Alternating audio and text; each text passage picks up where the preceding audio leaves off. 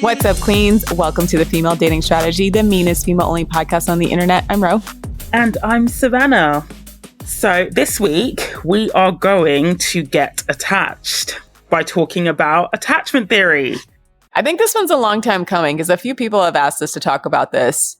I mean, I guess we'll get into it in the episode, but I'm somewhat split in terms of how I feel about attachment theory. I think it can offer a lot of explanation into how and why people behave in relationships in the way they do. But I also think the theory has its limitations, especially in terms of how it's applied to other people and to the extent to which it is unchangeable, so to speak. But we'll get all into that. I think I'm also concerned about how gendered it is and how much attachment is nature versus nurture. I think sometimes things get gendered in ways that they shouldn't, while not examining the cultural forces that influence men or women to behave a certain way. Agreed. So we'll kick off and we'll just do a brief overview of attachment theory and, what it actually is. So attachment theory essentially centers around the idea that different adults have different attachment styles. And an attachment style can be defined as basically a specific pattern of behavior in and around relationships that influences the way we approach our relationships and the way we relate to other people. Now, the important thing to note about attachment style is that the theory posits that an adult's attachment style is actually set when they are a child or even like a toddler or a baby, basically in their formative years. And this attachment style is based on the relationship that child has with their primary caregiver. And this is where I start to feel like the misogyny starts to creep into psychology here, because when we talk about primary caregiver, what we're really saying, well and truly, is women, basically, because this theory was developed in the 50s and 60s where women were doing the child rearing, even in the strange situation, which was an experiment that was devised by a psychologist called Mary Ainsworth to basically test attachment theory. You'll only see the women in the experiment with their children. You don't really see like the men. That's strike one against the theory, is that it posits basically that women are essentially responsible for the way their child ends up attaching to other people later on in life, which, as Rose said, doesn't take into account other contexts or other relationships that the child might have with other caregivers, either present or absent. But not even just caregivers, with culture at large, right? I mean, I know a lot of mothers talk about this, about how as your child gets older, it actually becomes really hard to influence them against what pop culture is. So you can make the argument that sometimes the attachments are not just modeled by familiar relationships, but often by like cultural narratives, which is why we're so adamant about breaking down cultural narratives that don't benefit women. Exactly. So essentially, attachment theory basically says that our attachment style tends to mirror the dynamics that we had with our caregivers as infants and children. And it identifies 4 different attachment styles. Some psychologists have tried to identify more attachment styles, but the 4 we're going to discuss within this episode are the main ones, so to speak. So you have secure attachment, you have anxious attachment, avoidant attachment, and disorganized attachment. And so the final 3 basically forms of an insecure attachment style. Okay, so we'll go through each of the insecure attachment styles in turn. And we'll also look at it from a dating lens as well, because it is good to be aware of attachment theory if you're out dating, because different people with different attachment styles, they tend to have similar tells. But at the same time, I would stress that I wouldn't spend a lot of time trying to work out somebody else's attachment style, because ultimately, if somebody isn't meeting your needs in a relationship, it doesn't matter what their attachment style is. You need to kick them to the curb. What you don't want to be doing is you don't want to be spending all of your time trying to put people into boxes and trying to identify, oh, he's avoidant, that's why he's pulling away from me, when it's like, no, that's just a waste of your time.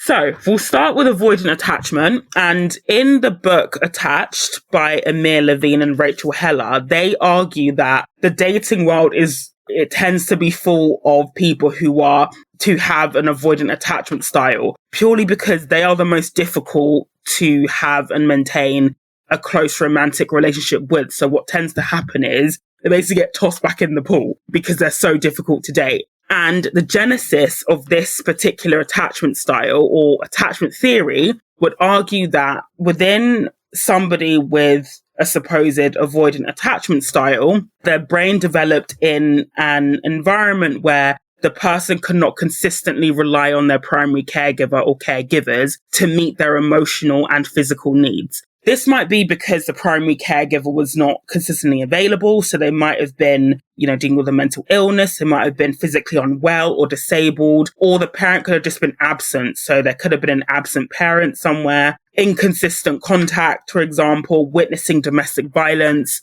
And so what this environment does, it basically impacts the way their brain is wired and the way they develop as well. And so their internal working model essentially becomes this. It essentially becomes the idea that if I don't depend on anybody, if I don't get close to anybody, then I cannot get hurt.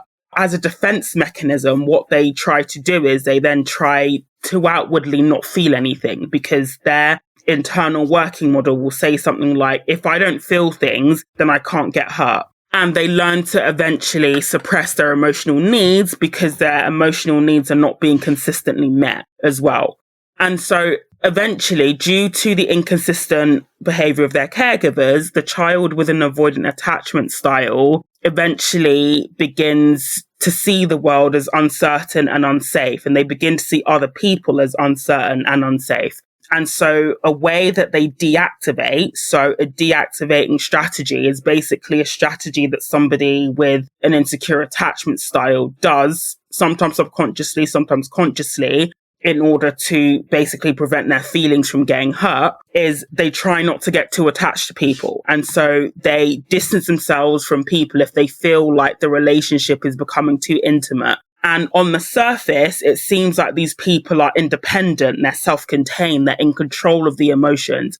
What it actually comes down to is the fact that they are deeply, deeply insecure, that their needs are not going to be met as well. And, weirdly enough, people who have an avoidant attachment style, they do want intimacy, they do want to be close to people, but they are so afraid of being rejected that they push people away from that.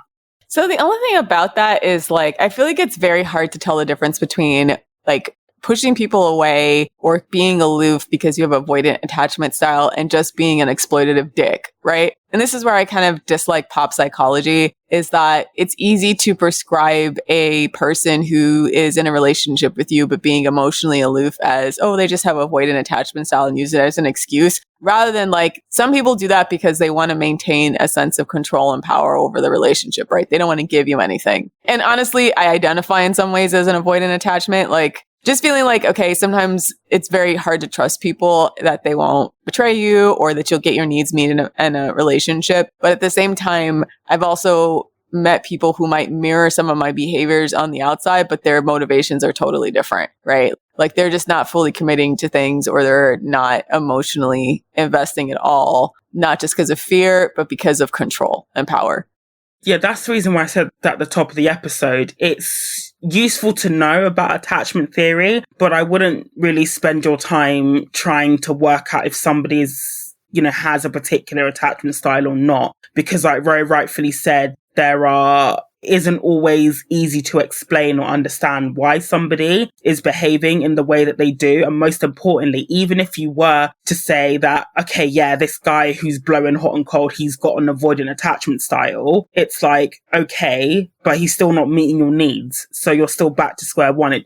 Ultimately, the motivation behind the behavior doesn't actually matter if the outcome is the same. But if you do want to, I guess, be pop analyzing your partners, generally speaking, people with an avoidant attachment style can have quite a distinct approach when it comes to intimate relationships. So, for example, they may blow hot and cold. And this particular attribute, it can make them attractive to people who are anxiously attached, which we'll get onto later on in the episode, because they're sort of like the yin and the yang. They sort of activate the worst parts of each other's attachment style. So this is why people or psychologists who promote attachment theory, they often say that an avoidant and an anxiously attached person, they tend to form quite tumultuous relationships with each other because they activate each other's attachment systems in basically the worst way possible. They might have lots of people around them, but they don't have many close friends. They value their independence quite a lot. Again, I would just also caveat as well that this particular list it could be indicative of an avoidant attachment style, but it might not necessarily be an avoidant attachment style. These are just some things that you might want to consider. They might take pride in the fact that they don't have feelings.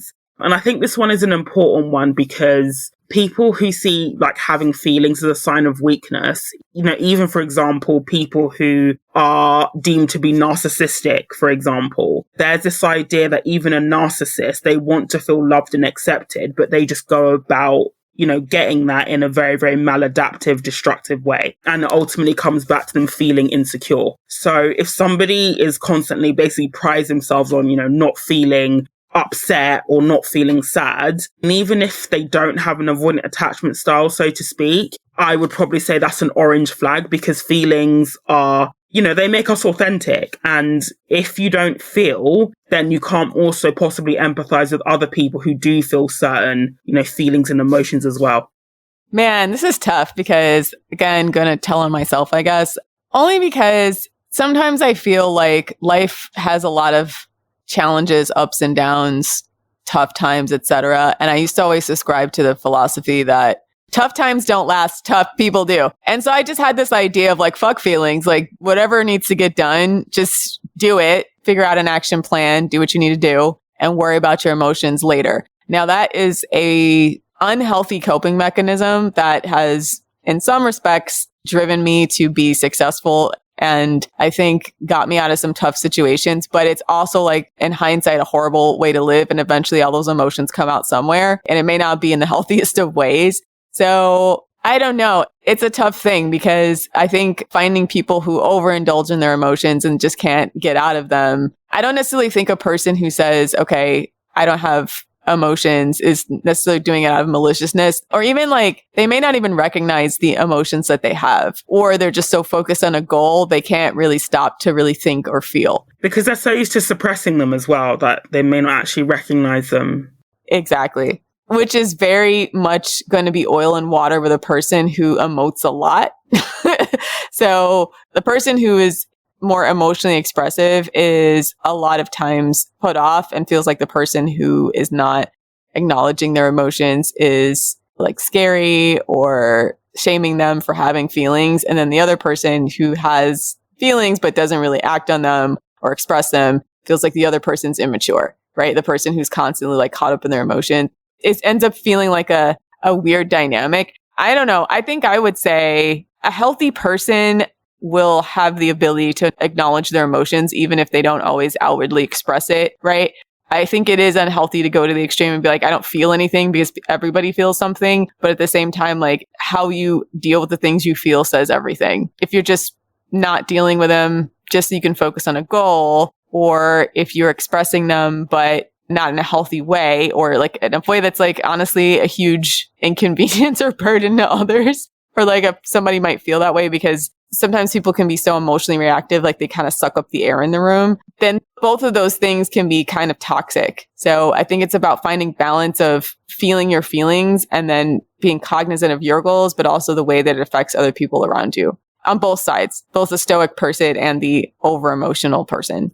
Yeah. And this is probably one of the things that I actually quite like about attachment theory, is that even though it is quite prescriptive in some ways, but it is a good way to also think about your own approach to relationships and how your childhood and the way you behave in adulthood in your relationships, like how they're connected. as well. It can be quite sobering sometimes when you have the list and you think, yeah, I feel personally attacked and called out. But I think it can be a good starting point to understand yourself, especially. But yeah, as always, I would use caution when trying to use it to explain other people and their own dynamics and their own internal stuff as well. Some other symptoms to consider are if they have a preference for casual relationships and a history of either casual or short-term relationships can also be a sign that somebody that has an avoidant attachment style. Being emotionally unavailable, I would actually argue that this isn't just a symptom of people with an avoidant attachment style. I would say if somebody has an insecure attachment style, they are likely to be emotionally unavailable as well. Even the more emotional attachment styles, such as anxiously attached, which we'll get onto in a bit, I'd also say there's emotional unavailability there as well. They tend to pull away from the relationship in terms of intimacy, and they present as having a high opinion of themselves, but deep down, it tends to come out in different ways that the person is insecure. I mean, they may say that I don't need anybody, or they may not ask for help or whatever, but it will come out in different ways that the person is insecure and they do actually seek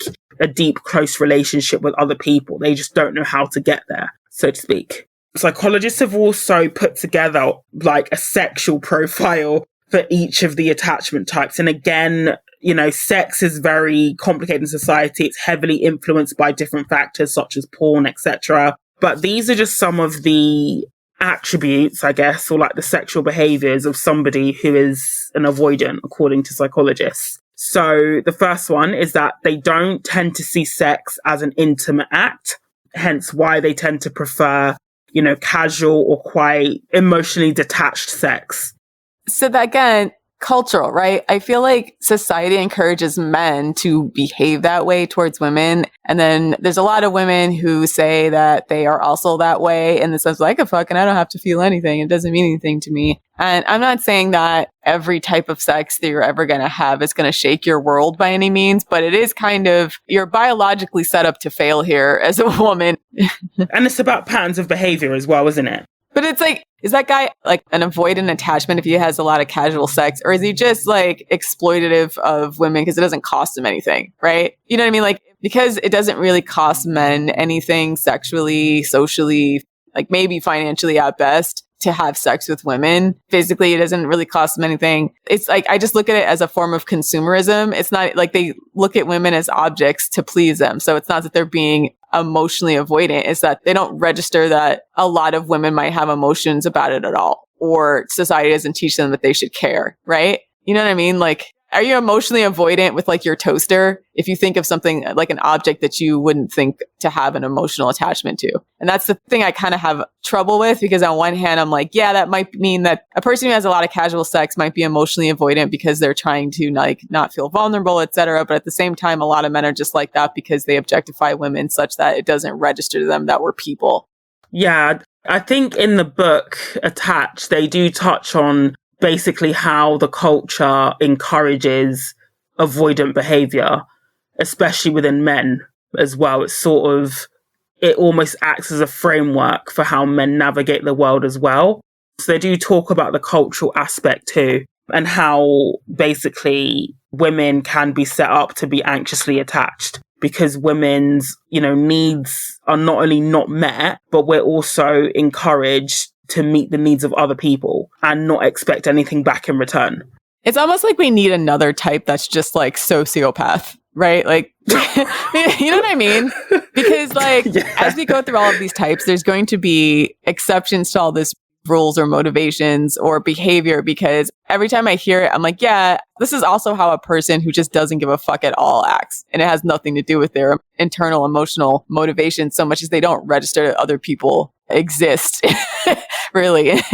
Another point to consider as well, touching on culture, is that the entire concept of attachment theory is heavily based in Western ideals of child rearing and ways of attachment, as opposed to being more inclusive of the way different cultures might raise children as well. So there's also that too. But yeah, I completely agree with Rowan that there is a strong cultural element, and it's which comes first. Does, the culture come first and attachment follows, or does attachment come first and then the culture follows? That direction of causality, I don't think it's been established yet. But progressing through the episode, basically, people who identify as being avoidantly attached tend to get quite upset about their perceptions, about the way they are perceived as potential partners.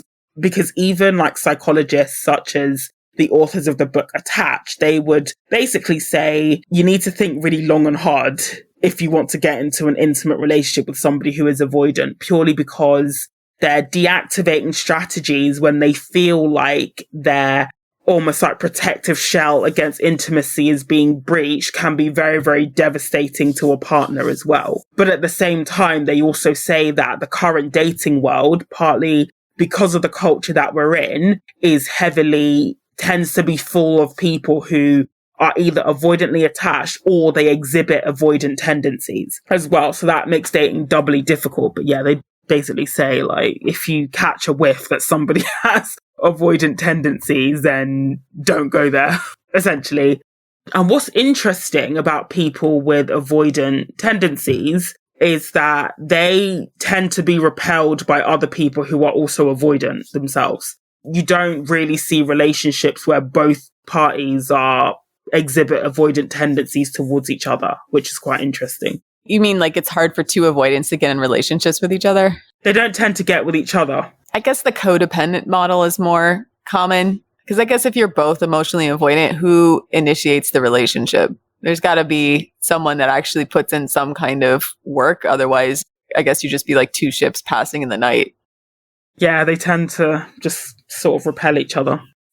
So, on to the next attachment style is the anxious attachment style. And it's also known as the anxious/preoccupied attachment style. And this is just my unfounded psychological opinion/theory. But as I said previously, I do feel like more women, I don't know the stats on this or if there's any experiment being done into this, but I do feel like women are more likely to be anxiously attached than anything else. Purely because, if you look at the way that female children are raised, for example, even if they have male siblings, they tend to be raised very, very differently. And more often than not, the parents tend to be misattuned to the female child's needs. And this represents society at large where, we live in a patriarchy that is overly accommodating to men's needs and desires, not so much to women's needs.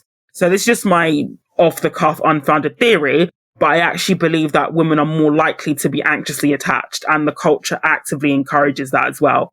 Because people who are anxiously attached, they tend to give to situations or to people where they're not getting anything in return. So we'll do the general overview before we get into the signs of it. So the development of an anxious attachment style, it's also known as a preoccupied attachment style, is also associated with an inconsistent parenting pattern as well. So sometimes the parents will be supportive and responsive to the child's needs, and other times they will be completely misattuned to the child's needs as well. This makes it difficult then for the child to understand what the parent's behavior actually means, and most importantly, what kind of response to expect in the future. So, for example, on day one, the parent or the child, they may ask if they can, go outside and play, and the parent says yes. On day two, the child might ask the same question and the parent will say no for no reason, or even be angry at them for asking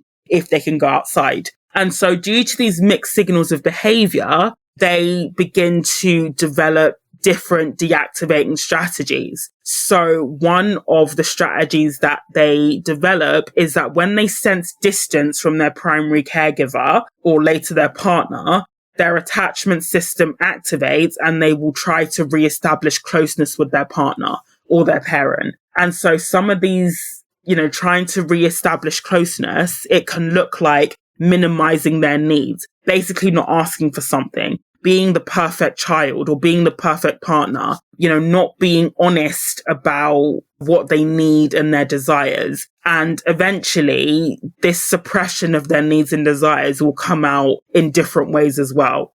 It's hard to articulate it. And I guess to lend credence to your earlier comment that sometimes your attachment styles can be situational. A lot of my issue when I felt like I was being anxiously attached and trying to figure out my needs or not even asking to get my needs met is I didn't even recognize that I had them, right? Because if you are in a familial type relationships where that person basically slots you in the role to be the person who's always picking up their slack and being the adult in the room, then you don't ever actually get to express or have needs because the other person is too busy wrapped up in their own drama or their own life, right? So then, yeah, it does come out because like everybody has things that they need, but eventually you realize you're not going to get it from that person. Yeah. And I think that's a key point to make is that with this particular attachment style or these tendencies is that eventually you internalize that having needs is bad when everyone has needs and having needs is perfectly fine. And asking people to meet your needs is fine. You know, whether they can or not, that's a different discussion, but it's just that this whole idea that if I have needs or expectations of people, I'm a bad person. And that sort of encompasses, or that belief encompasses this whole anxious attachment style, because ultimately it's the fear that if I voice my needs, that I will upset people or that they'll leave me. Hence anxiety. And it might. I mean, that's the thing. And it might, yeah. If you're in a toxic relationship, not just romantic, but with your family, they will absolutely throw a fit if you suddenly have needs or need to set boundaries. So you have to protect yourself. It's tough because I'm like, yeah, in some ways, you may not be an actual anxious attachment style person. It's just that your situation has pushed you into it because it's toxic. Yeah, definitely. And I think as well, and I always tell, especially women, when I used to be active on the anxiously attached subreddit, I always used to say, are you actually anxiously attached or are you just dating a dickhead? Because weirdly enough, for many women on that subreddit, their anxiety went away when they were dating somebody who was consistent and who could actually meet their needs as well. So there is also a risk of prematurely diagnosing yourself with an anxious attachment style when really it's the person that you're with that's the problem, or the people that you're with that's the problem. Yeah, I think that's what FDS is about, because a lot of women would ascribe to these theories. And I'm like, I think we've talked about this from the perspective of how much culture just pushes women into this role. And if you don't strategize against it, they'll always make it your fault and your problem. And you'll end up in the anxiously attached role because everyone's exploiting you. Are you anxiously attached or is everyone exploiting you? Yeah, exactly. And this is why it's also good to be aware of attachment theory as well, because another thing that can happen is it can sort of be used against you as well. Because again, women will internalize, oh, I'm anxiously attached. So when he didn't text me back for 3 weeks, I threw a fit. When it's like, well, if a person that you're supposedly in a relationship doesn't text you back for 3 weeks and that makes you feel somehow, that's a normal response because that's not normal behavior as well. It's important to be aware of it, but also not to, I guess, be quick to label yourself as a certain attachment style, because I fully believe that it's entirely possible to have different attachment styles depending on the person that you're with. It's entirely possible to have, say, a secure attachment style to your partner and an anxious attachment style with your parents based on that relationship. Because ultimately, attachment is based on personalities. It's based on people. And this is the thing about attachment theory, which I don't necessarily like, is that it almost posits that if you, say, have anxious tendencies, it will come out in every single relationship, when that's not the case. Ultimately, you get into relationships with people and personalities, not attachment systems. And so the behavior of the other person is undoubtedly going to influence the way you behave in that relationship 100% of the time. But these are some signs, I guess, that somebody has anxious tendencies in relationships. I'm not talking about anxiety, I'm talking about in terms of attachment theory, by the way, just caveat. So they can be self-critical and seek validation from their partner. Their romantic relationships tend to be marked by an insecurity about the status of the relationship. So because their needs weren't met as a child, they feel like their intimate relationships are constantly under threat as well. They can get attached quite quickly, despite not really knowing the person as well. And most importantly, they can also be emotionally unavailable too, because in their mind, if the relationship isn't real, this might sound like a paradox, but to them, if the relationship isn't real, then they can't get rejected. This is why they might prefer to be in long distance relationships or to create a fantasy bond with somebody. It's a way of them preserving their emotional unavailability so they can almost enjoy the perks of being in a relationship without actually having to put themselves out there and be emotionally available as well. They might also, when their attachment system is triggered, so to speak, they can resort to protest behaviors to get their partner's attention. So what are protest behaviors? Protest behaviors are basically, as it says on the tin, like ways to protest the way they're being treated in the relationship. And it often comes about due to the person suppressing their needs in the relationship over a long period of time. So an example of a protest behavior, it can be keeping score in a relationship. It can be threatening to end the relationship if they don't respond by this time. I've actually done this myself once in a relationship. And you look back and it's just really embarrassing. Because again, if you have to resort to protest behaviors or game playing, then something is quite wrong with the relationship. That shouldn't be a normal occurrence in any healthy relationship. Right. Don't get caught up because you watched a bunch of these teen dramas and sitcoms and whatever have you. That's the one thing that's kind of cultural, is that I feel like a lot of television shows, to be entertaining, they tend to have people who are on the extremes of a healthy relationship. Yeah, dysfunctional relationships. Yeah, like Sex and the City.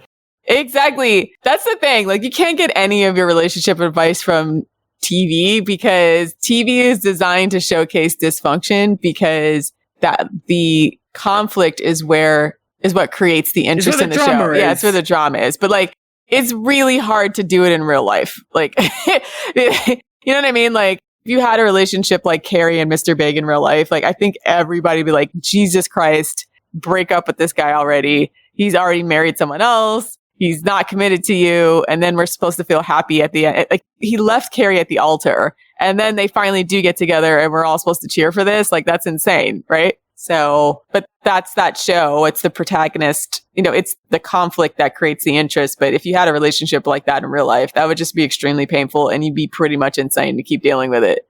Thing is though, Ro, a lot of women do as well. As much as we say like that's TV and it's wild, but a lot of women, unfortunately, myself included, we sort of find ourselves in these unhealthy push-pull dynamics.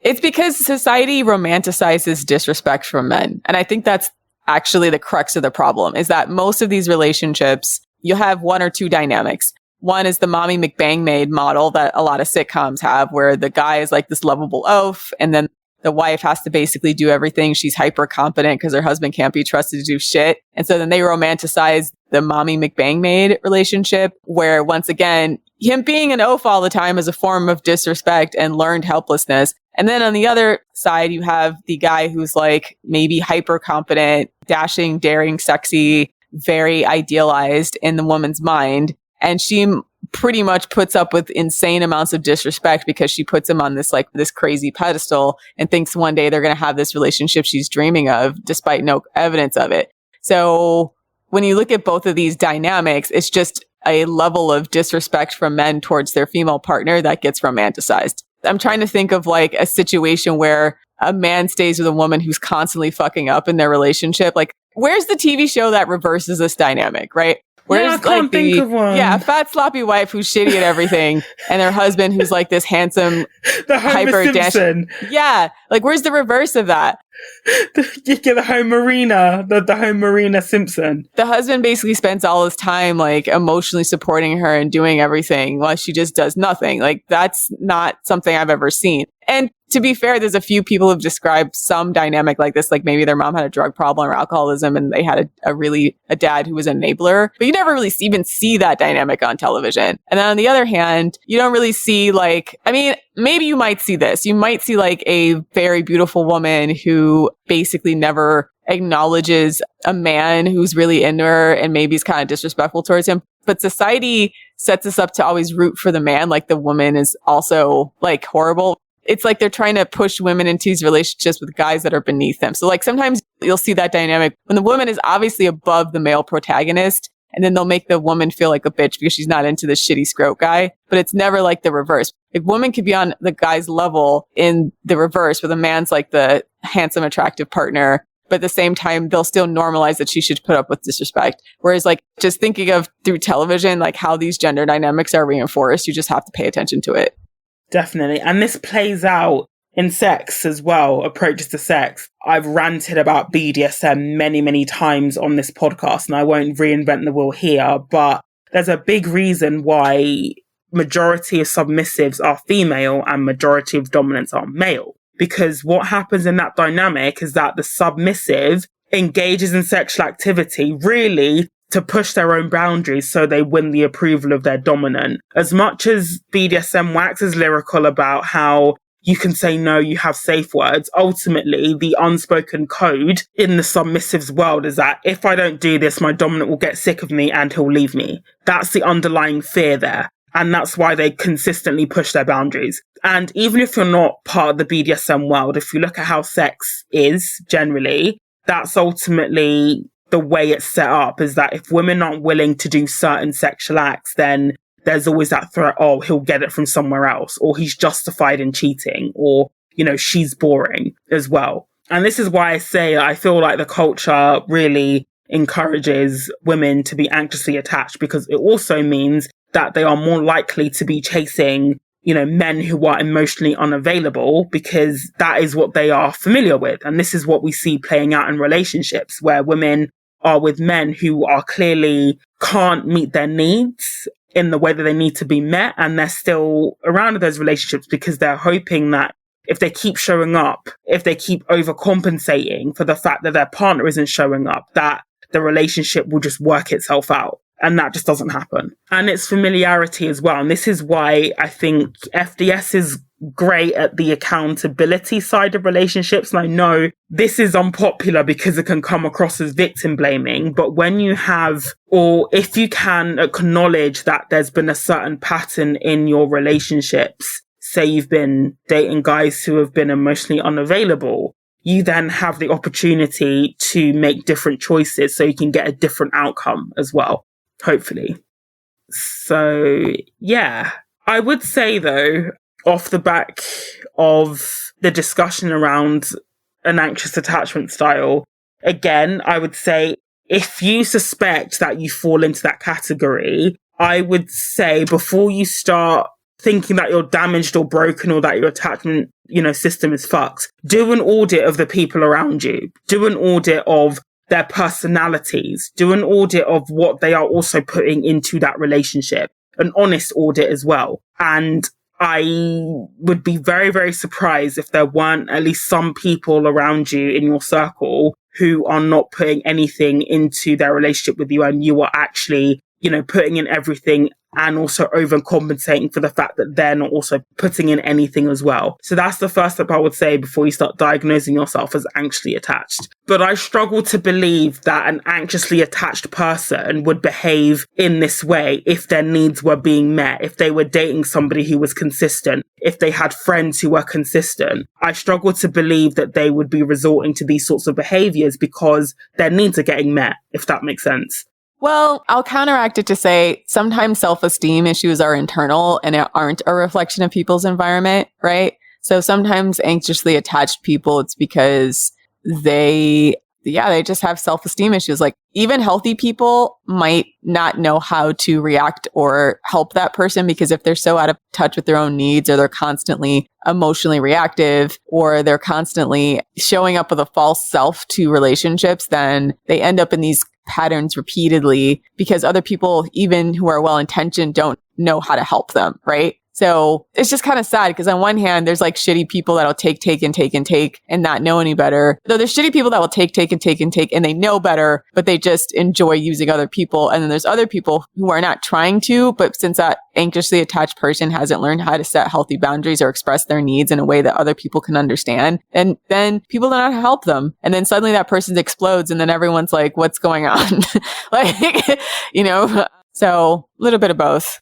But I also think, though, that, issues with self-esteem, if we're talking about attachment theory being based on relationships per se, that can be a separate topic in and of itself because attachment theory is external and internal, whereas self-esteem can be purely internal, like you said. I mean, what I'm saying is, Obviously, let's say if a person is, showing up to the relationship as they should, if they're then displaying, behaviors or anxiously attached tendencies, then is that an attachment issue or is that more of a self-esteem insecurity issue? I'd say it's the latter, personally. But that's just my pop psychologist, unqualified MSc psychology 2 cents. So this will be a 2-part episode. And in the next part of this episode, we'll be talking about disorganized attachment style and secure attachment style. Yep. So that's the show. Check us out on Patreon, patreon.com/The Female Dating Strategy, and the website, thefemaledatingsstrategy.com/the forum if you want to talk about this episode. Also, check us out on Twitter for as long as it lasts @femdatstrat and on Instagram. I mean, I always going to make that disclaimer. Check us out on X, dumbest website of all time, or @_the Female Dating Strategy on Instagram. I think by now we're wrapping up all the host applications. So thank you to everyone who applied, and we'll be getting back to y'all. Yeah, we had such an awesome array of applications. It's quite heartwarming to know that so many people want to take on this heavy crown that we wear twice a week. And apologies for some of the gaps in recording. Like we said a couple weeks ago, unfortunately, it's just been really hard to find time. And we've had tech issues as well. It's crazy. We've had some real tech issues. So yeah. So we're low budget over here. So thank you for sticking with us. We appreciate it. But thank you for sticking with us as well. Yeah. Thanks for listening, Queens. And for all you avoidance squirts out there, go and attach to each other and leave us alone. Die mad. And die mad. See y'all next week. See you next week.